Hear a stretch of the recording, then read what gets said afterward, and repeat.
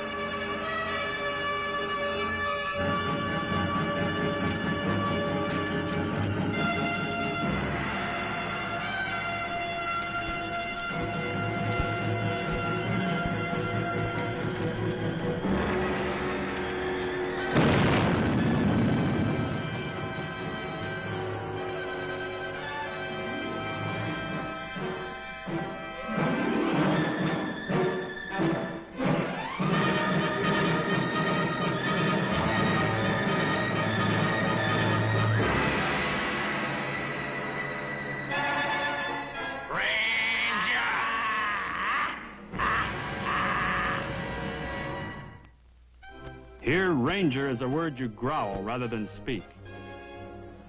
To me, it has come to have many meanings.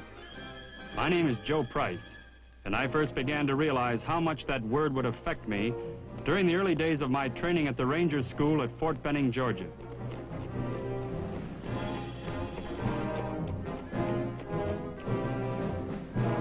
Like everyone else, I had some doubts and fears, but before it was over, I discovered that 8 weeks of ranger training had given me something that most people don't get in their lifetimes: a belief in my ability to overcome whatever seemingly impossible challenge I had to face. It gave me an inner confidence and lack of fear that'll remain with me as long as I live.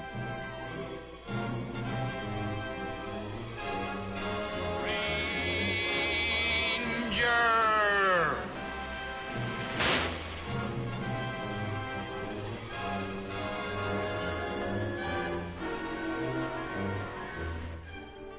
One of the first things I learned was that the proud history of Ranger units went back over 200 years. The colorful, exciting story of the Rangers had its beginning in 1756, when Major Robert Rogers of New Hampshire organized his Rangers to fight the Indians and the French. Ranger techniques and methods of operation were practically a way of life to the frontiersmen of Rogers' day. However, it was Rogers who first made conscious use of them in training a military unit.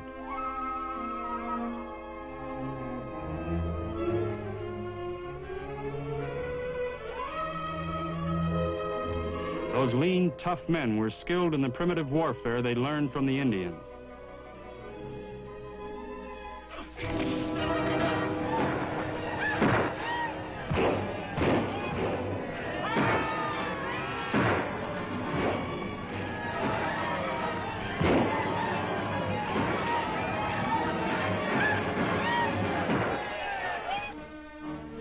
Years later, during the Revolution, there were other Americans who used Ranger tactics, such as General Marion's partisans, who harassed the British and drove them to despair with hit-and-run raids and ambushes.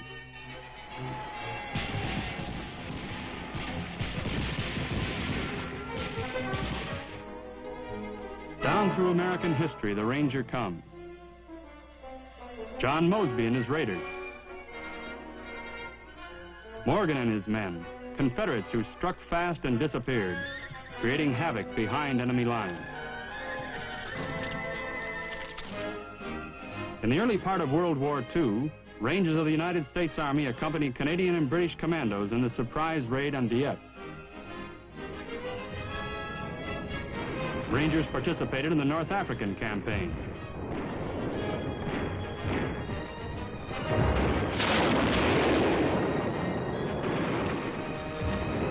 They fought with the 7th Army in Sicily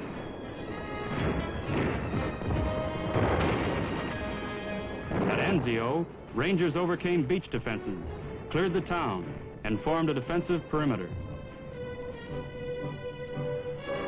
They hit Omaha Beach in Normandy, captured German coastal batteries, and mopped up enemy opposition.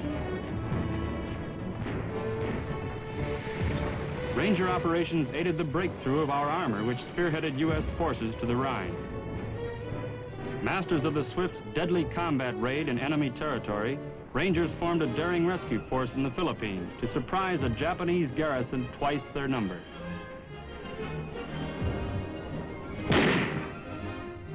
In 20 minutes, they liberated 500 Allied prisoners of war. In Korea, Ranger-trained personnel were spread throughout the infantry to raise the overall combat efficiency. And so the still unfinished story of the Ranger comes down to today. Today's Ranger is just as good a man as his predecessor, maybe even better. We think he is because he has had the benefit of 200 years of know-how. And the modern Ranger learns it in only 8 weeks. But those 8 weeks, oh brother, I'll never forget that first week. I knew you had to be a good man to earn the Ranger tab, like these Ranger instructors. Some were combat veterans, some not. Some officers and some enlisted men, and all proud of that tab. I said to myself, Joe, you're a good soldier. Why not be the best? So there I was, in the first week of 8 I'd never forget. You had to be in good condition to get in the Ranger course to begin with. Then they made you prove it.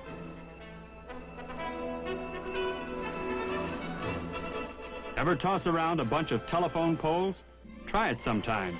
They only weigh about 500 or 600 pounds. By the third day, I was sure I'd made a big mistake. This wasn't the Army Ranger course at all. We were training for the Olympics.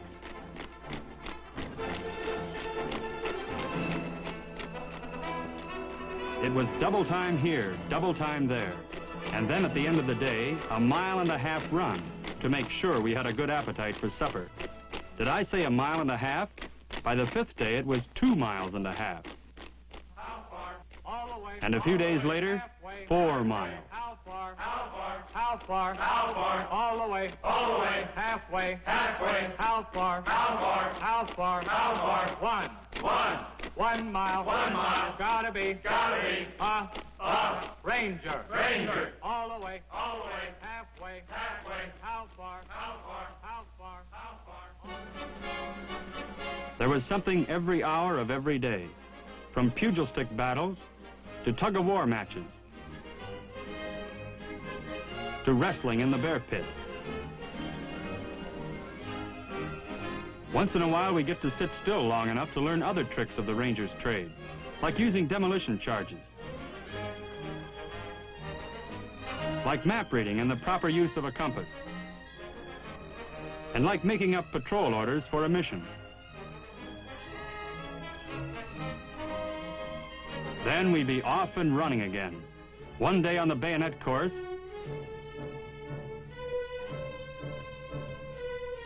another day on the conditioning course, and it seemed as if every day we discovered muscles we never knew we had.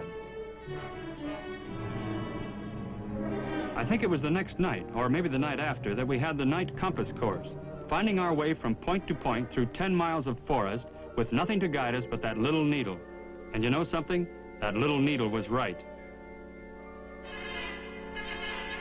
Then we had more demolition work,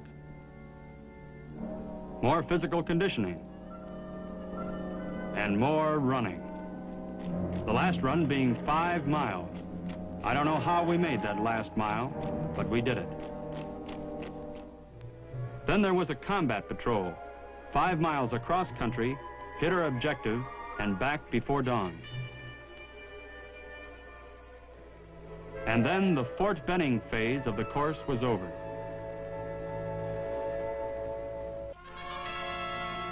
Next, they moved us to the Florida Ranger Camp. Everyone knows that Florida is a land of palm trees, orange juice, and bathing beauties. So, being Ranger trainees, naturally we saw none of these things. What they had waiting for us was a program called Waterborne Swamp and Jungle Training. This was the beginning of operations under simulated combat conditions, with realism supplied by specially trained opposing forces.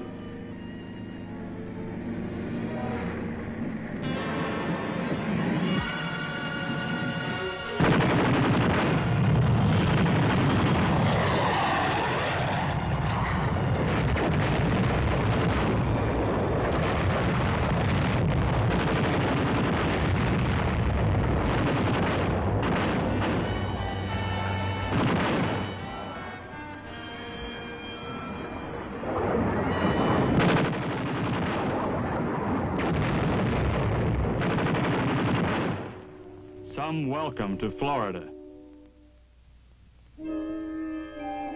Next event was our introduction to jungle survival and the local forms of life. Most people think of a snake as something to be avoided, but to a hungry ranger, a snake can be the main course for supper. That's what our instructor said, and later on he was going to cook one to prove it.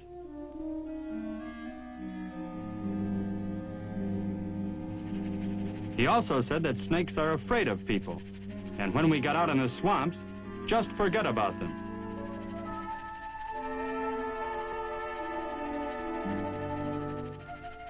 Well, I was willing if they were. This operation is called a stream crossing expedient. The idea is to keep your weapons and equipment dry. Make a raft out of your poncho and pull it across. You needn't be a great swimmer, but you do need confidence, the #1 ingredient that makes a ranger.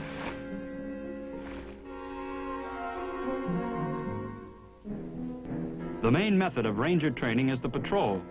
This is where we learn to operate in small fighting units, to reach an objective quickly and secretly, accomplish our mission, and get out fast. Each of us wrote a warning order based on a short briefing on the combat situation and a description of our mission.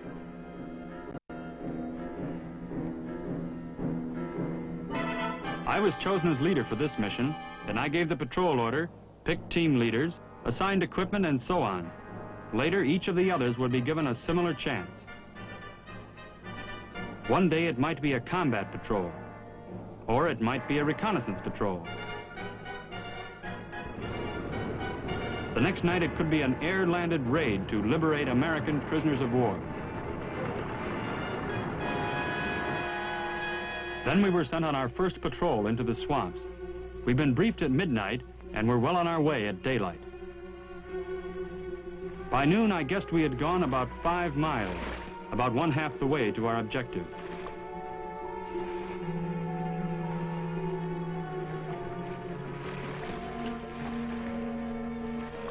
By 4 p.m., I'd even forgotten all about snakes. It was tough enough just keeping our footing and moving ahead. I figured there had to be an end to the swamp somewhere. But by 9 o'clock that night, I was convinced there wasn't any end. The swamps went on forever. By 7 the next morning, I was hungry enough to eat a snake for breakfast. And believe it or not, we were out of the swamps.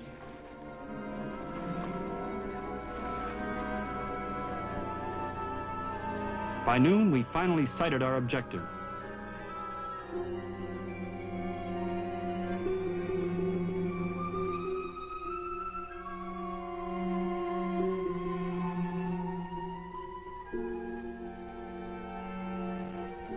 An enemy communications center. We'd come up from the swamp side. The side the enemy figured was impassable. They were snug and safe, they thought. Well, after what we'd been through to get there, nothing could have stopped us.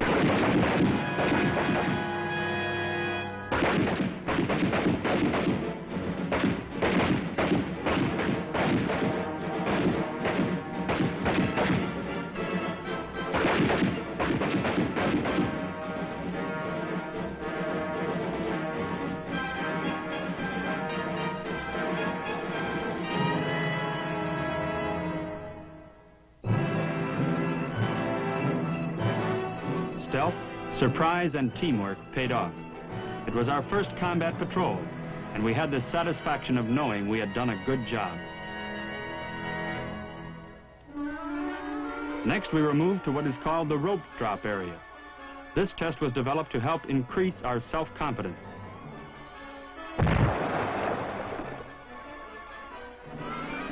While the test is not extremely difficult, and not beyond the capabilities of any man in the course, it is made as challenging as possible. For instance, anyone could walk across this log if it were lying on the ground, but being 30 feet up in the air makes quite a difference. And these simulated artillery bursts don't help any. The same holds true for this rope climb.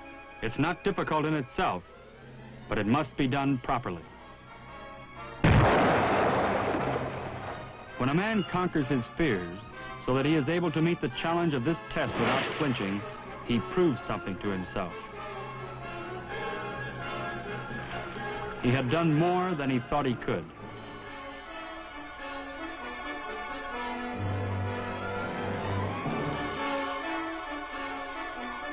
Naturally, he gets quite a lift to his self-confidence.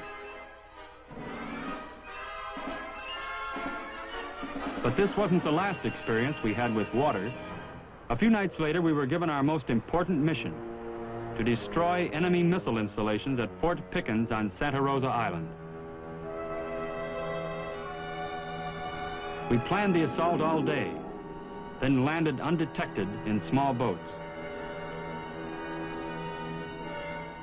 Our teamwork was getting better all the time, and tonight we'd really need everything we had learned.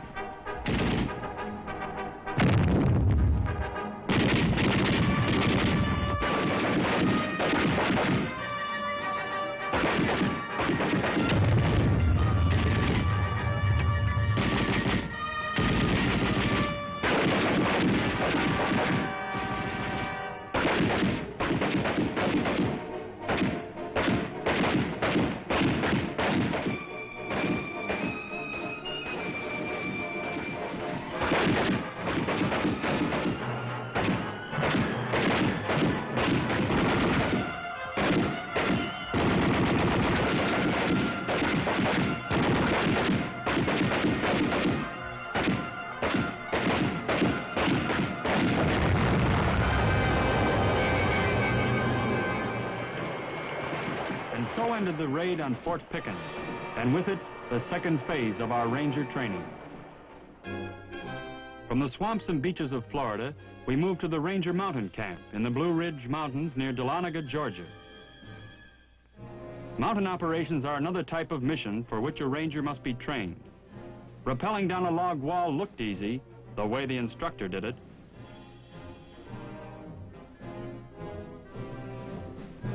The way we did it? Well, let's just say we needed some practice.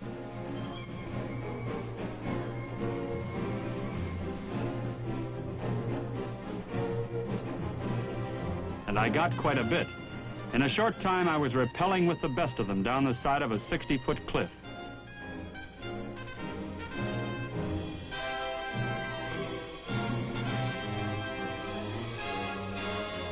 Failure to follow proper procedures during all phases of ranger training results in extra physical activity.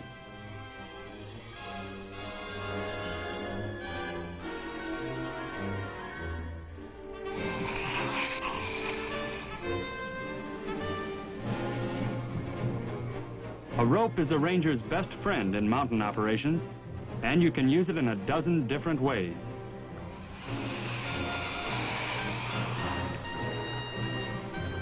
We learned to make a rope bridge like this, for instance, and to cross it without hesitation. Over a creek on one rope is the simplest way, but tough on your arm.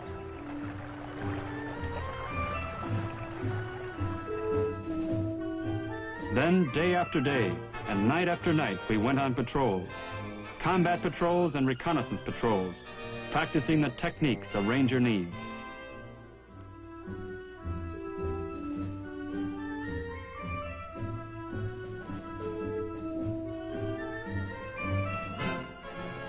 We learned all those little things that add up to the big things: self-confidence, self-discipline, and leadership.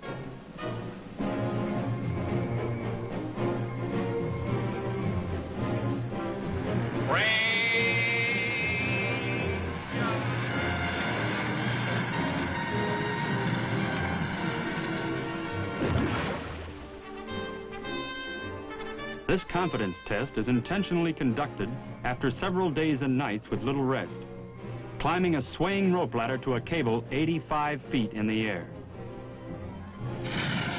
Then down, and on a signal, into the lake. Yes, if you're a ranger, you can do anything. Finally, we went on our last combat patrol, and it was really something. We left by helicopter on Monday night and were dropped behind enemy lines. We had to accomplish our mission by Thursday morning.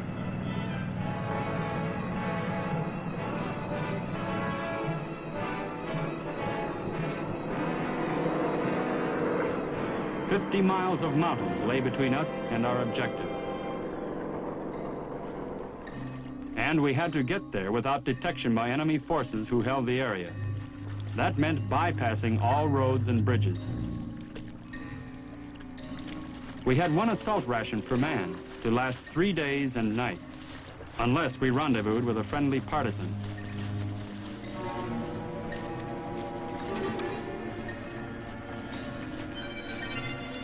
By the end of the first night, we were mostly thinking about how hungry and tired we were.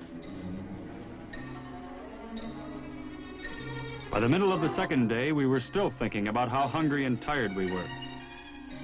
By the end of the second night, when we'd come about 35 miles, we were mostly not thinking at all. It became a matter of putting one foot in front of the other and going on.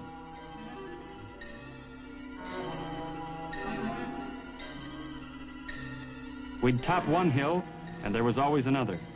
Climb that one, and there was still another. We'd think we were lost. We'd check the compass and map and find we were okay.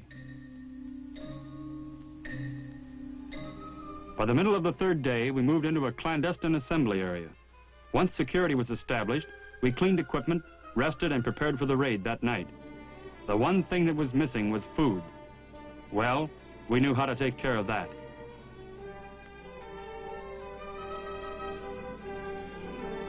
During our briefing for this patrol, we've been told to make contact with a friendly partisan whose location had been given to us.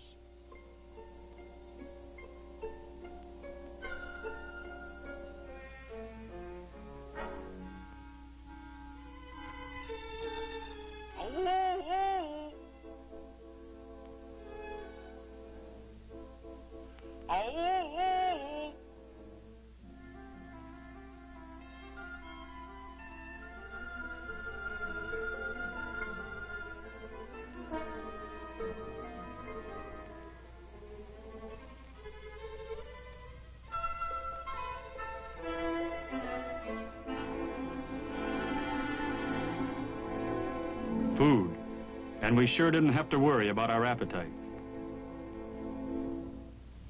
That night we continued on the way to our objective, a little faster now when we could, because time was growing short. Then, when we were sure we'd never make it in time, there was the missile site. And here we were, tired but determined. Nothing mattered now except the job we had to do.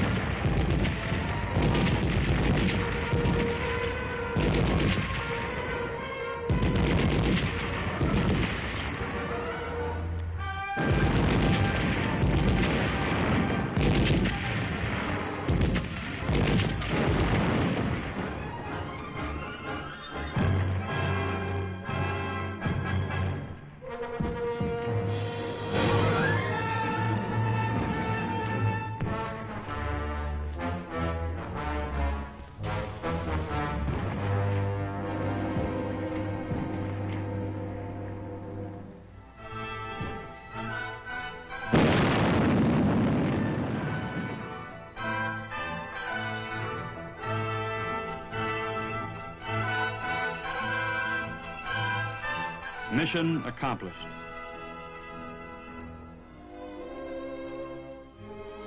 The only thing that remained was graduation at Fort Benning. And now I knew that a ranger is a man who has been through the toughest combat training course in the armed forces today. A man who can lead with self-confidence. I had proved something to myself and to a lot of other people. And the Ranger tab made it official.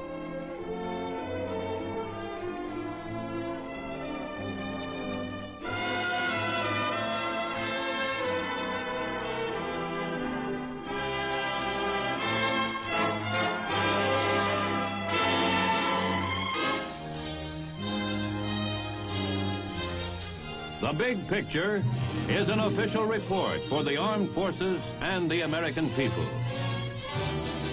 Produced by the Army Pictorial Center. Presented by the Department of the Army in cooperation with this station.